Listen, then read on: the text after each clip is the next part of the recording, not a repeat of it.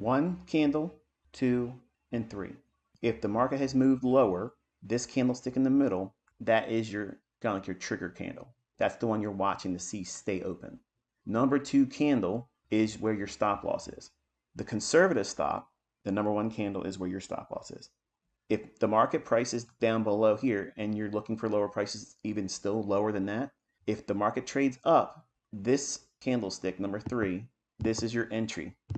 That candlestick's high or 1 tick below it. If you're absolutely 100% certain that you believe strongly that it's going to drop, I will use a 1 tick below that candlestick's high. Now, you can do something like this. The low and the high, that is your consequent encroachment of this hypothetical fair value gap. So this to this candlestick's high, that's your sweet spot. This is your ideal entry point. So we've seen it go down into the lower half of this SIBI, which is a fair value gap that has a down close. It knocked out anyone that went short, traded down once more to the consequent encroachment, a mohawk, and trading up into that end all new day opening gap. Right here, the liquidity is this. That's your buy side. And then up here is mid gap or consequent encroachment of the opening range gap. So we have a small little gap in here. Notice it's over here. It's the same thing, just going lower. So we have a fair value gap there, and we have a fair value gap right there. This, to me, isolates all this price action. So I view this as a balanced price range.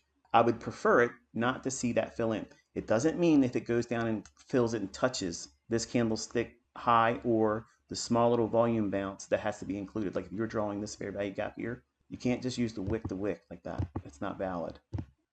That's valid because you're taking in consideration that the difference between the two bodies that they are not touching. So you have to have all the way down to the previous candle or number 1 candle in this case, which is the opposite of this. We want to see it trade above the end dog, come back down. It can use the top or the midpoint of that, spring from that up into the minor buy side, maybe hopefully accelerate and reach into that mid gap. 70% of the time, it's not 100%, 70% of the time, mid gap gets hit within the first 30 minutes. So back to this discussion here for fair value gaps. So since number 3 candle, that is your entry candle. Number 2 candle is your framing of the fair value gap. So as soon as the next candle, number 4, opens, you have a valid reason to anticipate a return back up into that fair value gap. It may not do so. It may just keep on dropping down. If it does, just let it do it because your focus rather, should be in the mid part of the gap that is framed by this candlestick's low and this candlestick's high. If we're bearish, the ideal optimal entries are going to be formed at the lower half. Why? Because you want to see that upper half, this level up to this candlestick's low, stay open. Because if it does, that means you have a very strong probability that you're right and you're going to be on side. If, and it doesn't always happen, if it trades up in the upper half, in other words, it does this. Now we're up in the upper region. Now I have a real deep premium. I'm trying to sell at an extremely high price. As long as it's spending time up in here and it keeps tapping, and if it shows the body staying inside of this candlestick's low, number 1 candle's low, I will allow it to wick through that. And it's okay for it to do that because my stop loss is going to be resting 1 tick above this candlestick's high. It's going to take a real move to disrupt that. So if it's going to trade in above the midpoint and it's giving me a real high premium price, what price level am I going to aim for there? The upper quadrant level. So because we're using the volume imbalance here, that's how you would draw down to here, where I'm using the high here. If there is a volume imbalance, which is a separation between the previous candle body and the next candle that makes the fair value gap, that little separation, always include that. You'll have better determination of the consequent encroachment level, which is important.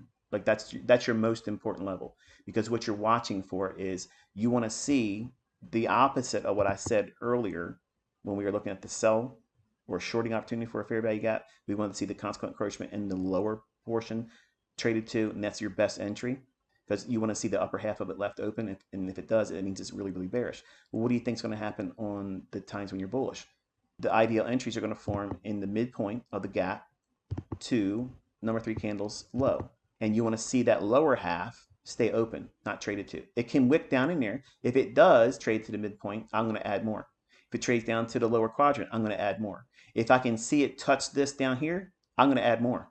I'm going to keep adding to that because my stop loss is going to be below candlestick number 2's low. Now apply that same logic over here. This number 2 candlestick, that's the fair value gap. The market drops down to this candlestick's price plus 1 tick. You would have been filled right there. And it went just short of what price level? That's that upper quadrant level. That price is 401.25. What is the low of that candlestick? 401.25. Did it leave the lower half of that gap open? Yes, it did. It didn't even touch the middle consequent encroachment level. So what does that mean? It's bullish. So that means you can trust that once it gets into this little new day opening gap up here, it's going to do what? It's going to accumulate. It's going to roll higher. So the best buys are in that upper half of that fair value gap because we want to see this portion, any candlestick that drops down in there. We don't want to see it spending a lot of time in there. We want to see one, at most 2 times, better if it's just once, entering it like that. And if it can start to run after going in just the upper half, feel confident that the lower half stays open for your benefit of knowing that you're on side. Now, does that mean you're never going to get stopped out? No, it just means that your confidence should increase and your level of uncertainty or the trepidation that you feel about potentially getting stopped out, it should be minimized as it moves further and further and further away from the fair value gap. I'm telling you that fair value gaps and anything that acts like an inefficiency, like a wick, if the wick is going to be bullish, we want to see the upper half of the wick keep price from trading into the lower half of the wick, regardless if the wick is above a candle's body or below a candle's body. It's the same thing. And if it's above market price, then that wick's going to be a premium array. If it's below price, then it's going to be a discount array. So if it's a discount array, the same thing I'm teaching you about the fair value gap, my PD arrays work with the wicks the same way. And look how fast it did it here. That's also a clue. As soon as the candlestick creates the fair value gap, if the next candle, number 4, drops in and they starts running, chances are stronger that this lower half will stay open. It could be a little bit of time before the market eventually comes back down into that fair value gap.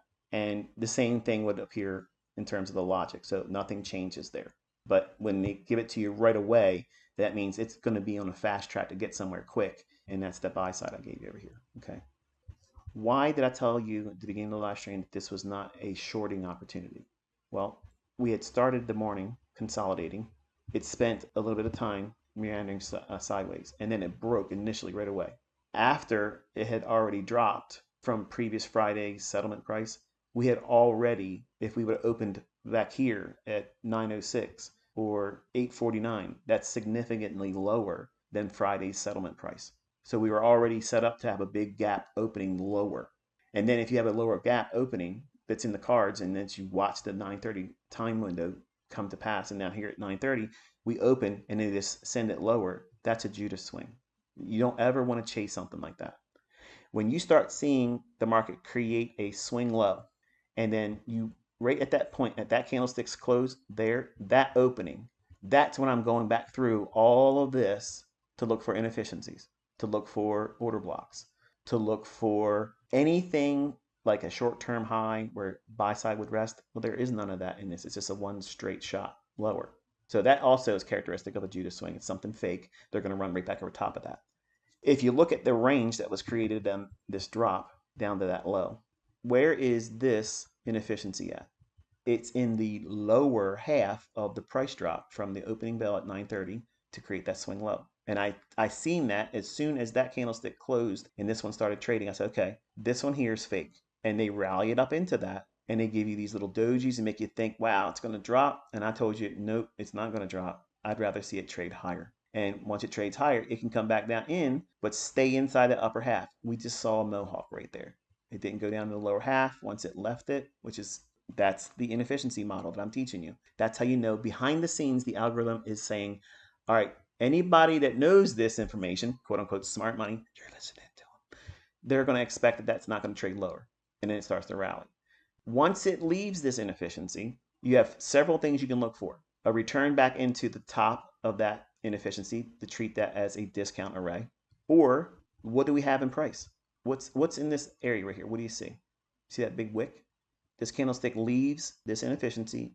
So it's failed because it's in the lower half. Now, if this inefficiency was all overlapping candlesticks, but then this one was there, then I would say if it got to here, then I would look for it to sell off a little bit. But here we have the consequent encroachment of this wick.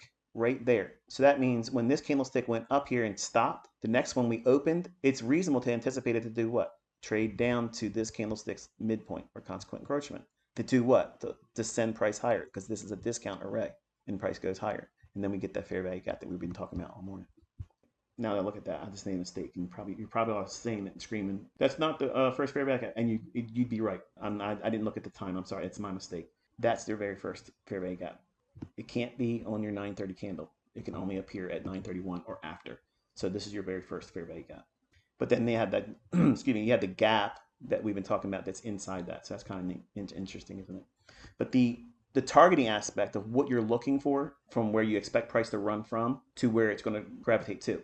In that first 30 minutes to 10 o'clock, you're always looking for an opportunity for it to try to get to the halfway gap. So consequent encroachment of the opening range gap, in my mind, that is my always first draw. I want to see that because there's a 70% chance that's likely to happen. If there's something before this level, like these smooth highs, the opening price, if you aimed for that, that's a good level. So because we're thinking it's going to go up to opening range gap, how can you use this inefficiency here? If you didn't look at the fair value gap like I outlined it when it was happening, and you were looking at this correctly, because I made the mistake of not recognizing that that was the 930 candle. The gap in here, this drop down into that fair value gap is also tapping into this gap, which is, if we're expecting it to go higher here, is this gap a sell? No. Why? Because the opening range gap midpoint or consequent encroachment is up here. It's still likely to be traded to. Here, what time is that? It's 9:48. What time is this candlestick when it would have gave you a buy based on everything we've been talking about in this live stream? It's 9:50. What is that? Macro time. 10 minutes to 10 to 10 minutes after 10. That's your macro. It's going to do what? Run to inefficiency or run to liquidity. Okay, well, we know that bias-wise, it's likely to draw up to half of the gap. How do you know which side of the market to trade on? It doesn't need to trade to these levels. 70% of the time is not 100% of the time. So how do you find something that's profitable in that model? If you see this as the first fair value gap, and I didn't even need to frame any of this on that. I was framing on the basis of watching this one form. So it just adds to it that is not necessary. But let's just say that you saw it as the first fair value gap, and we're expecting it to trade up to the opening range gap consequent encroachment midpoint and attack these smooth highs. Well, then you would expect it to trade through this gap here and do what? Find its support, treat it as a discount array, and rally higher.